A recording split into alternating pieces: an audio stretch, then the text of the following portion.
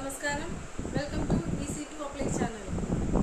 Hi Ramya, good afternoon. Good afternoon. ഇന്ന് നമുക്ക് അറിയാനുള്ളത് എൻകുംബറൻസ് certificate അഥവാ ബാധ്യത സർട്ടിഫിക്കറ്റിനെ കുറിച്ചാണ്. അതിന്റെ ഡീറ്റെയിലിംഗ് ഒന്ന് പറയാമോ?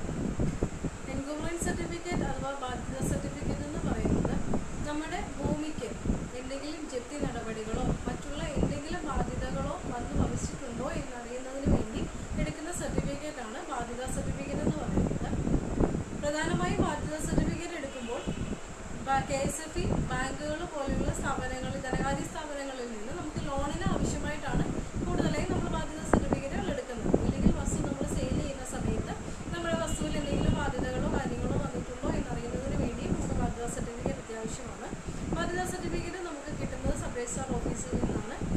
ബാധ്യത സർട്ടിഫിക്കറ്റ് എടുക്കുന്നതിന് ആവശ്യമായിട്ടുള്ള രേഖകളെന്ന് പറയുമ്പോൾ കസ്റ്റമറുടെ ആധാർ കാർഡ്, ആധാരം, ലാൻഡ് ടാക്സ് റെസിപ്റ്റ്, ഇത്രയുമാണ് നമുക്ക് ബാധ്യത സർട്ടിഫിക്കറ്റ് അഥവാ എൻകുംബറൻസ് സർട്ടിഫിക്കറ്റ് എടുക്കുന്നതിന് ആവശ്യമായിട്ടുള്ള രേഖ.